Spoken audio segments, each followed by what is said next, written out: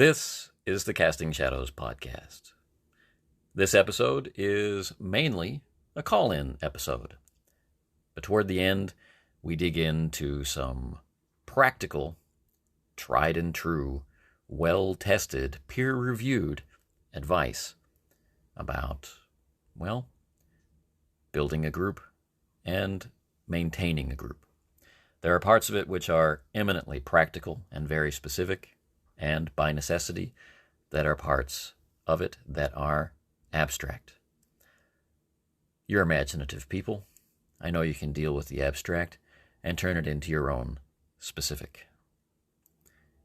Anyway, like I said, this is largely a call-in episode, and if it motivates you to want to communicate this way, to call in, well, information about that will be presented at the end of the episode in audio form and in text form in the show notes. Let's get down to it.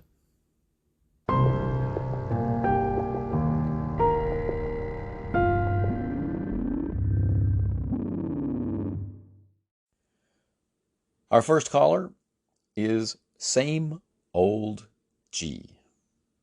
All one word. He and I have been talking to each other about role-playing games for years and years. A variety of different topics.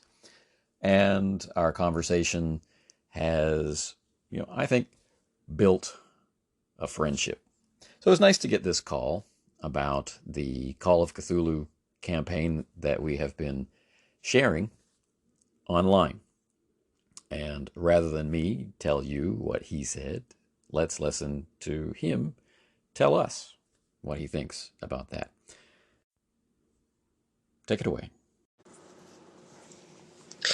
Hey Anthony, so I want to give you some audio feedback of the Call of Cthulhu sessions, the turning of a new leaf, or something like that, over YouTube. I listened to two sessions.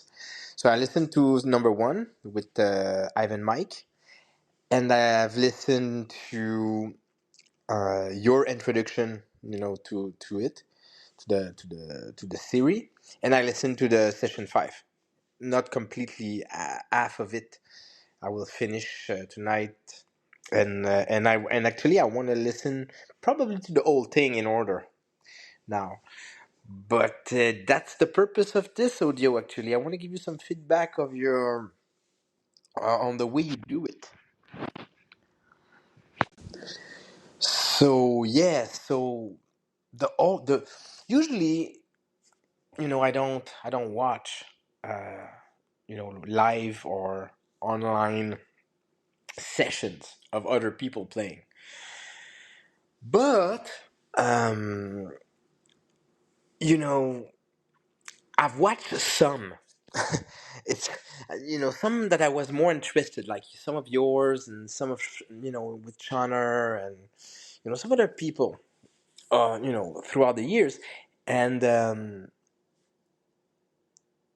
I've noticed that the Call of Cthulhu session, the two that that I have listened to, you produce an ambiance, to set up the genre. You introduce that jazz music with your voiceover, that you changed your voice that you've mentioned to me, and it creates such an ambiance that allow for the listener to be immersed, since he's not, actually playing in it. And so you might, I know you put a lot of time into it, and it shows. But I think you might, as just you might have created a new medium, because I don't want to be hyperbolic, but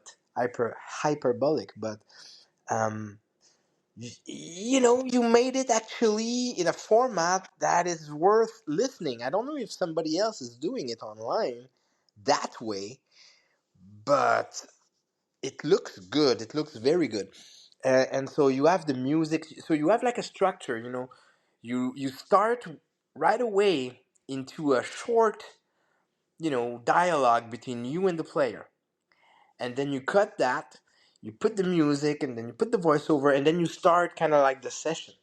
And creates like a structure that is always the same to every session, and that becomes some kind of a stylistic approach to, portraying, a Call of Cthulhu story.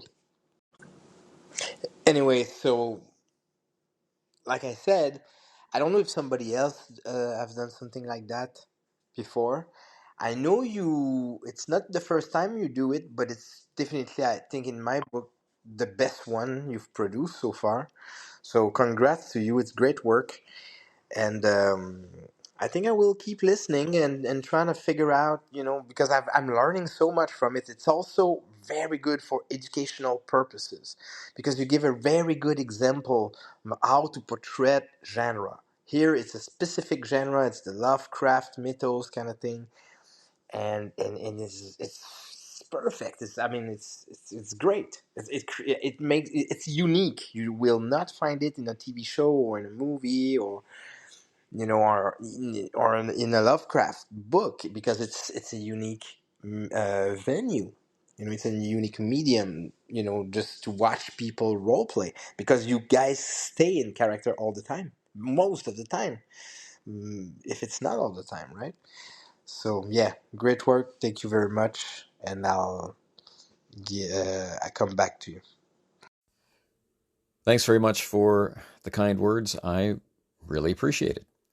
Now, for the listening audience, it didn't turn out that Sameoldji was able to watch the whole thing because he ended up becoming a player in the campaign and decided for his own enjoyment that he shouldn't spoil himself. I think that was a pretty wise decision.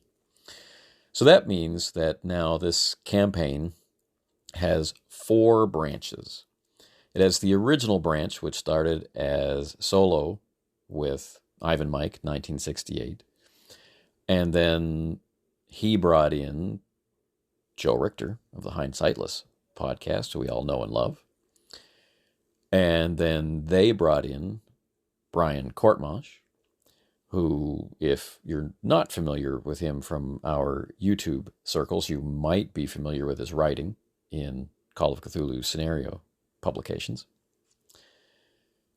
And then an independent branch of this investigation. So the same setting, same period, some overlap of locations, some overlap of interests, but still an independent investigation started up featuring Brian Gregory of the Stochastic Agency YouTube channel. And he is taking this from the direction of running an agent of the Prohibition Bureau, which is a department of the Treasury Department at that time. So that's now 2 branches. And then the next branch to appear is Sameoldji's branch, where he is portraying a gangster, right? So definitely a very different perspective. We've gone from 2 journalists and an antique dealer to the perspective of a Prohibition Bureau agent to the perspective of a gangster, a hitman. And then we segued to the 4th branch, which has a character portrayed by Craig Shipman of Third Floor Wars. And he is playing a struggling member of faded high society. So these 4 branches have given depth to the campaign. They're all running more or less at the same time. They're running at slightly different rates, depending on what people actually do in the moment. And for me, it's been a whole lot of fun. And like Sameoldji mentioned, they're all put together with a particular style. Some effort is being made to make the actual play more watchable for an audience, or if you have them on in the background, listenable. So, thanks for taking the time to watch it, and let me know what you thought. More importantly, thanks for accepting the invitation to play in the campaign and bring to life another perspective in that ongoing exploration and experience of a very unpleasant Boston in 1931. I can't wait to see what you do next.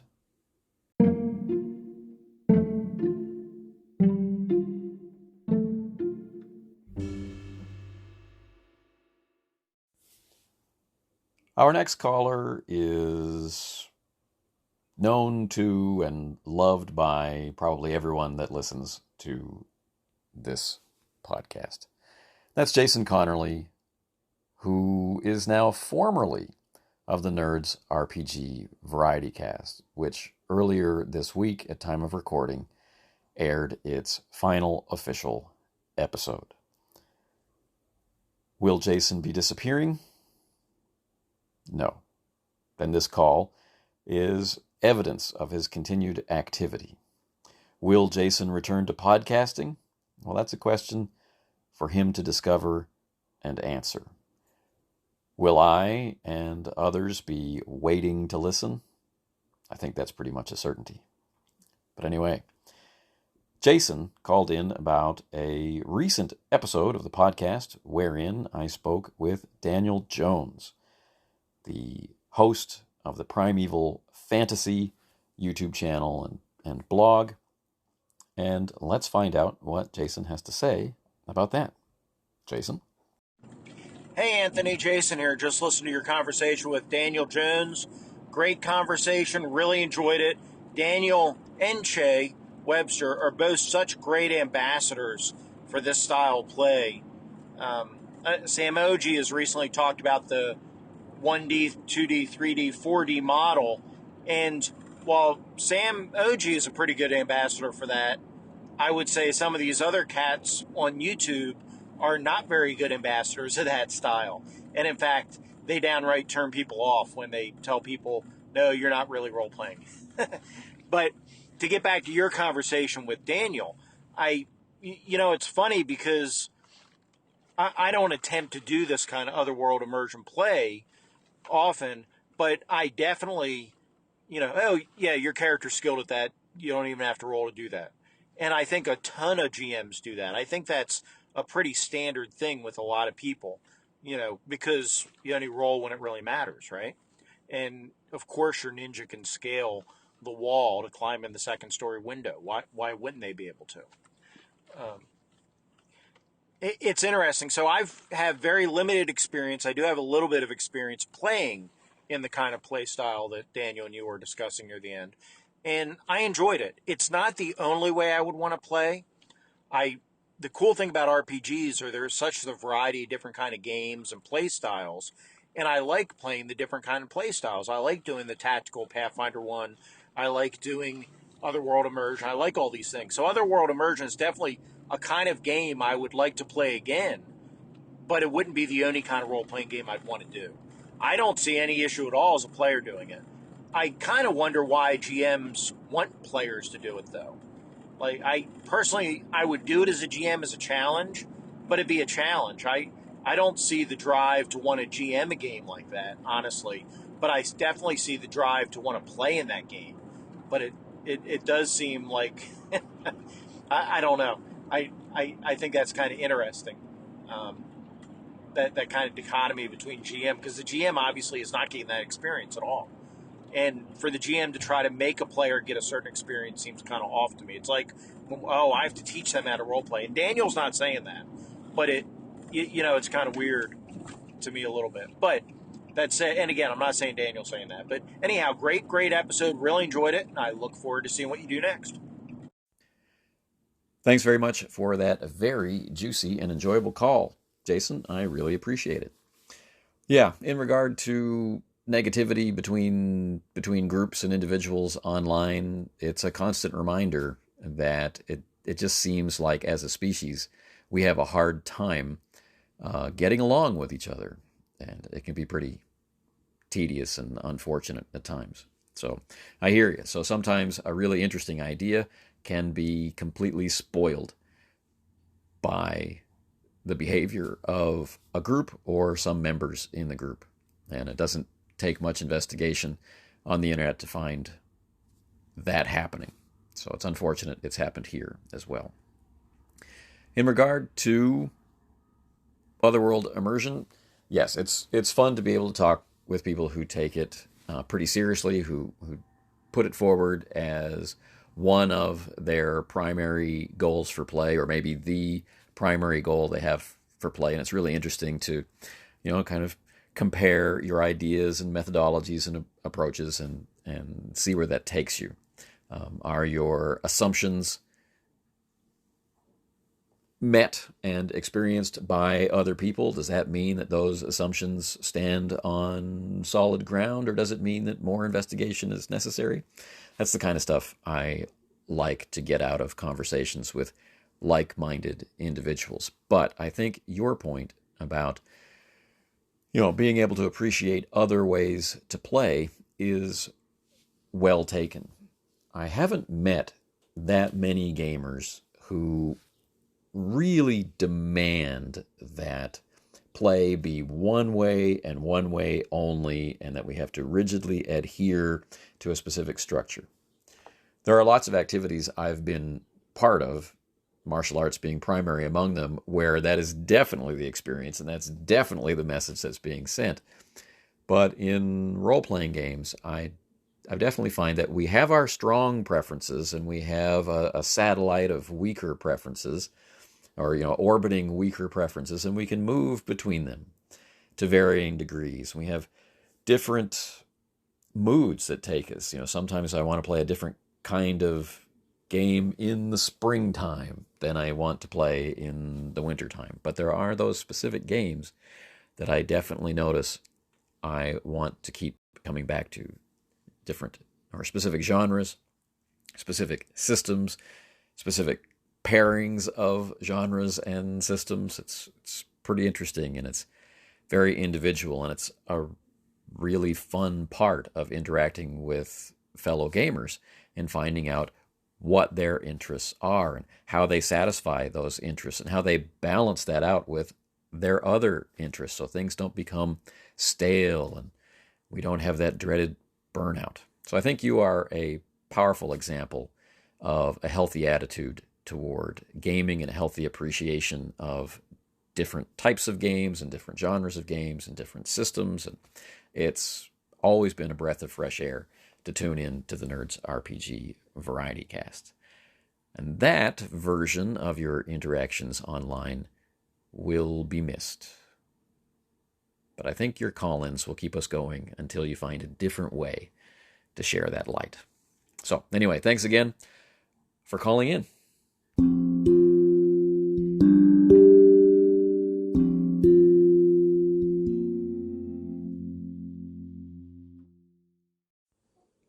Our next caller has a message about the same episode that Jason Connerly just talked about in his message a moment ago. That is my conversation with Daniel Jones of Primeval Fantasy. The caller was also recently a guest on the podcast. And I can say recently because I hardly ever release episodes. And I've decided to embrace that as a feature, not a bug. And I hope you, dear listener, do as well. But Che has a very important observation, and one that I agree with 100%. And in the very act of recording the episode to which he refers, I was having these same thoughts. So that's another example of a good kind of confirmation. So let's listen to Che with his observation, and then I'll come back with an answer to his question. Hey Anthony, it's Che from Roleplay Rescue. I just wanted to call in relating to the chat you had with Daniel Jones about how to have conversations with people about different appetites. And I don't know, I'm just going to say I was waiting with bated breath for the two of you to come out with some suggestions about, really practical things that you could do to sort of help people discover their actual experiences. The conversation was basically talk to them. And I think one of the things I found really difficult is I don't really know what to ask them. I mean, like, what experience do you want to have at the table? I don't know if most players could answer that question in any kind of meaningful way. And so I'm kind of curious as to whether you have any more specific questions that you might like level at players, or which might sort of frame the conversation in a bit more of a direct kind of way. Because that's the thing I struggle with personally, is like figuring out how to have this kind of conversation. I mean, I've tried various things over time, but each time I find, in my personal experience, even with the most willing and open-minded players, is they don't know what they're looking for and they don't know how to express it. And in fact, if anything, the question confuses people. So yeah, I'm just curious what you had to say. I'd be super curious to what Daniel had to say as well. But thank you nonetheless for having this conversation, even if I felt personally a bit disappointed by what the sort of the generality of that conversation. I still appreciate the fact that there's an appetite out there, and I, like you, and I think like Daniel, really want to try and bring people into trying something new. Anyway, thank you. Game on. Thanks for that call, Che. I know that kind of feedback is difficult to record and send, and I really appreciate you having taken the time and having listened and actually compared what we said we were going to talk about to what we ended up actually talking about, which in a sense was a pivot by me during the flow of conversation that became the episode. And I recognized that we really weren't going to get to hard and fast practical tips that were, arrived at through conversation with my guest. That would instead just be my side of that conversation. I wanted to find a place where we could be interacting with each other around the topic. And what I hoped we achieved was presenting a model of what this kind of interaction about sharing the less common or more challenging to explain kind of game might be like. So as we go through that original episode, there are differences in our experience. There's differences in our groups. They're quite widely divergent, I would say. And the particular goals that we were going for are very different. And so what that episode turns out to be is, like I said, a model or an example of two experienced gamers talking about what it is that they are actually doing, and then navigating through the reactions by the listener, by the other person that they're speaking with, to what they're actually doing. And then talking about the effects of what they did with the people that they have been playing with and what they hope could arise from this, and whether or not it was a positive or negative experience that needed adjustment, that kind of thing. Just a model of two people who are willing to share and willing to listen, having a conversation about different games. But I fully recognize this is not the practical tips. So, long ago in the RPG brigade, podcaster who opened up this call-in episode, Sameoldji, made a particular trilogy of important advice tips become sort of a rallying cry in the brigade. All right, he called it the Holy Trinity, but If you look at RPG advice online, you're going to find a variety of people offering the same types of advice over and over again. And it's not to say that these are not worth listening to, it's that these are often social problems and they have very specific solutions. So they boil down to 1, talk with the players. 2, play the right game. 3, be part of the solution. Now, that's all coded language. It's all phrasing and jargon, and it can obscure as much as it reveals. So what does it mean to talk with the players? That means you have a desire to play a game. You're not sure if other people want to play the game. That's going to go nowhere if you don't share what it is that you are hoping to find. It could be something really simple, like, I bought this game 25 years ago and I've never had a chance to play it, and I'd really like to get it to the table. Will you help me achieve that goal? Be honest about what it is that you actually want to do. I've heard about this thing called playing in character. I don't think I play in character, and I don't know if you play in character, but is this something that we could try together? Or, I've never played with miniatures. Do you play with miniatures? Is this something that we can try together? Talk with the players.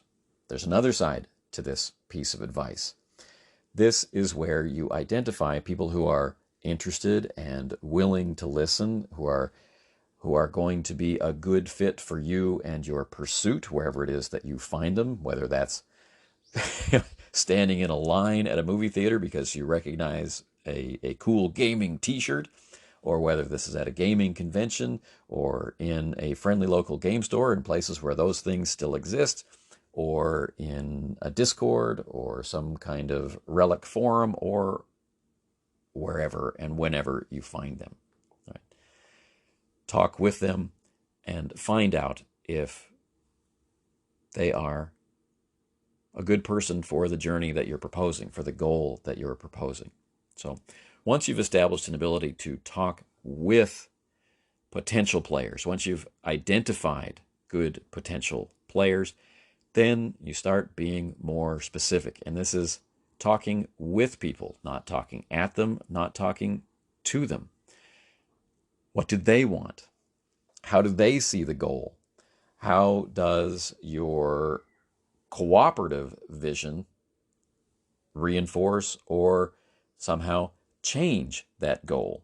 Will compromise between the 2 or 3 or 4 or 5 or more of you change the goal or the vision so much that we're now talking about something else?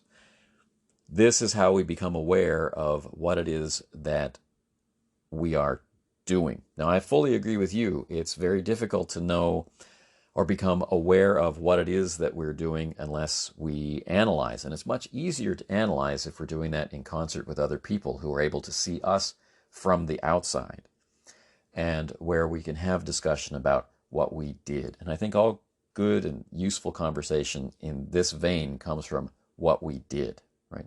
Where did we meet? How long did we play? What system did we use? How did we use that system? Did we, try to play it raw? Did we play it fast and loose? Did we constantly interrupt play to search for the book, or did we decide we would look things up later? Like, all the decisions that you make, all the interactions that you have, this is the subject of conversation in Talk with the Players. Choose the right game sounds like dangerous advice, but what it means is now you've talked with the players. You know what it is that you're going to do. You know what it is that you usually do. You know what it is that you'd like to do. What is a game that matches those things? This, like talking with the players, is a skill that gets developed over time. In the beginning, it's maybe not easy to recognize that game A includes rules that interfere with your goals, such as you want to play with maps and miniatures, but that particular game was written without maps or miniatures in mind. And so things like movement and ranges are not codified in any way that's useful for that procedure. Or worse, doesn't have any information like that at all. It's all left very, very abstract. So that particular game isn't going to get in your way, but it's not going to help you either. This kind of thing. Playing the right game is matching the system, the genre, the setting, the types of characters to what it is that you and your group actually want to do. Then there will be moments of misunderstanding. There will be moments of confusion. There will be moments of disagreement. There will be social problems in the group. There will be purely game-related problems in the group. There will be outcomes related to the use of system or the failure to use the system. The list goes on and on. There will be problems. We can either make them worse, ignore them, or help solve them. The third piece of advice is be a part of the solution. So, this is a set of 3 skills that grows with the person. The more we do it, the easier it gets. So as an example, I mentioned in the episode talking about Star Wars. I had just moved to a new city. I didn't really know anybody. I have a personal habit of not gaming with people that I work with. But in this new city in which I was living, in the situation that I was, I recognized that not playing with the people that I worked with was going to be a pretty challenging undertaking. Was I willing to forego, opportunities for gaming simply because these are people that I worked with?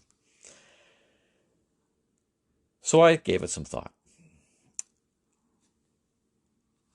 Recognizing that playing was better than not playing, I broached the subject of gaming with people that had already self-identified as gamers. And from there, they identified other people who were also gamers. And we identified a large pool of people. And then it began. I said, well, what do we have in common? Right? They had just finished playing a Dungeons and Dragons campaign, which was obviously not as satisfying as it could have been. They spent a lot of time talking about things that they didn't like about their play. They loved Dungeons and Dragons. They'd come from different versions of it, and they hadn't really found their way to having the best game that they could have. So I said, well, what else do we like? Because I'm not that interested in fantasy. And that led to discovering that we all like Star Wars. Fantasy Flight Games Star Wars was new, and I also had the West End game Star Wars. So I said, well, I love running Star Wars. I've got 2 versions of it, one that I've run a lot and one that I've never run. Which one do we want to do? The group voted for the one that I had not run yet, which was Fantasy Flight Game Star Wars. So we could all learn it together. We identified, because a lot of us work in some form or another of education or training. We identified how we wanted to learn it, how long we wanted to play, where we wanted to play, what was going to qualify as our Star Wars, and then we were off to the races, and we played for 3.5 years. Where did this come from? Talking with the players, choosing a game that matched what the players were interested in doing and could do well, so play the right game, and everyone pulling together to be part of the solution. I don't really enjoy the social aspects of group management, but there were people in the group who do that really well, so that's what they did. I do enjoy understanding and collating and collecting and making sense of rules, so that's the role that I took on. I do like to encourage game masters to come up in the group. So we had people in the group who had never played a role-playing game before. We had people in the group who had but had never been game masters before. And we had people who had been game masters but didn't feel very confident about it. And we had people who had been game masters and were confident about it. And so from that pool of players, I hope to be able to help support the genesis of new game masters who were going to run Fantasy Flight Games Star Wars or whatever else took their fancy. Right? Be part of the solution. We had people who were really comfortable taking on an in-character role.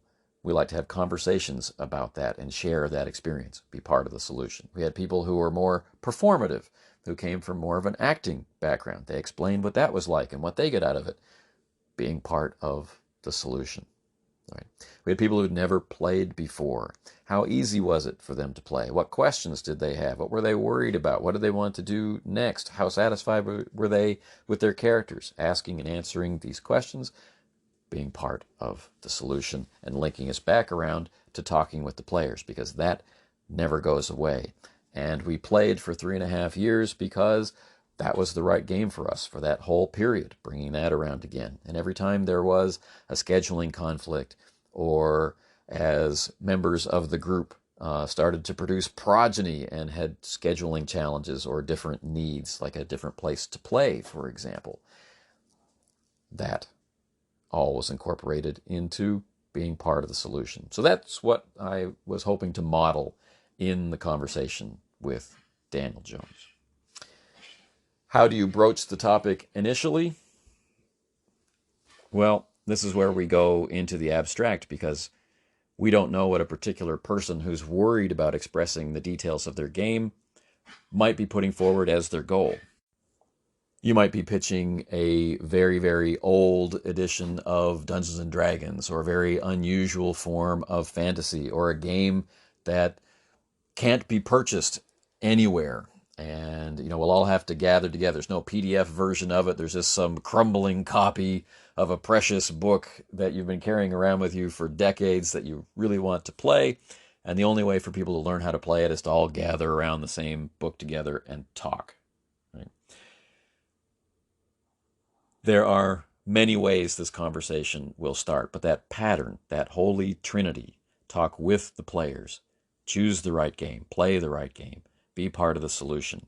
That's the glue that holds all of this together, that supports and directs us to where we need to go.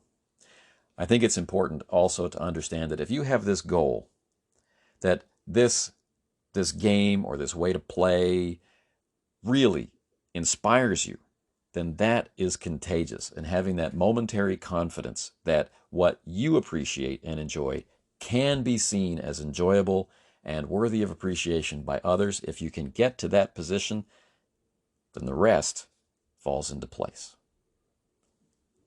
I hope that helps and is more practical.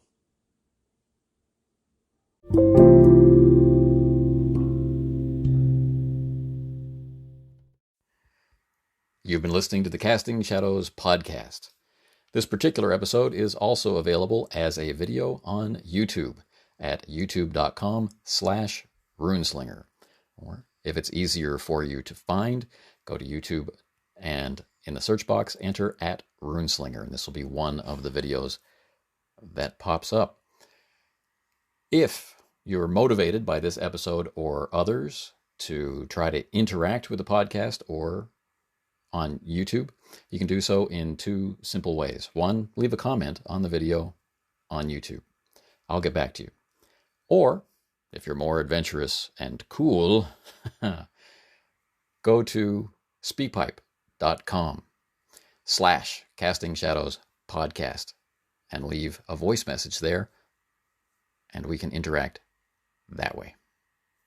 Anyway, thank you for your time. Thank you for your patience and interest. And until the next episode, take care.